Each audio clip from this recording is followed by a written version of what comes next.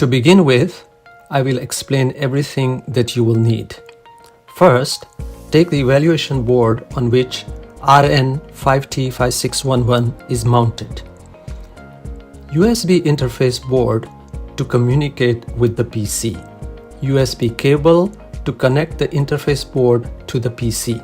Please use a cable with micro USB Type B interface. You also need a DC power supply.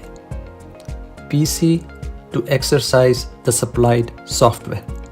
This is all you need for the evaluation board. Then turn on the evaluation board. Connect the power supply to the evaluation board. Connect the power supply to the ground and the VCS terminals on the evaluation board. Connect the interface board to the connector.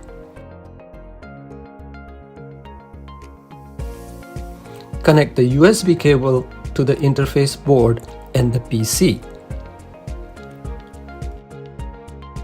Turn on the power supply. Please make sure to limit the power supply voltage. The voltage should be less than 5.5 volts. For the current limit, please set it to more than 100 milliamperes because more than 100 milliampere current is required as a startup current. There is a power on switch on the evaluation board. When the switch is low, the IC is powered off. We can confirm that Reg 2 does not output a voltage while the switch is low. After the switch is turned on, we can see that the IC starts up and an output voltage appears. Next, exercise the software. Please install the software in advance. Please start pmu_comm.exe.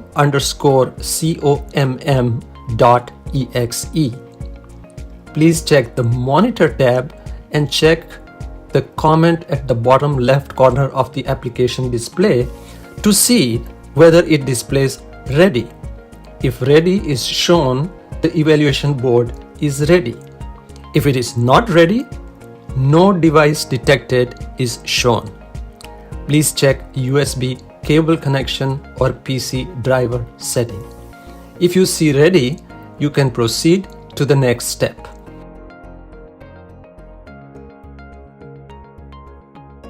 The section now explains what this evaluation board can do.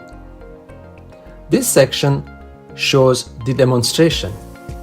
An electronic load is connected to the Vout1 terminal and then load current is increased. When the load current exceeds the limit of the RN5T5611, the output will turn off. At that time, the status monitor changes from power supply to safety. In this case, Reg 1 output voltage is decreased and then the IC detects under voltage.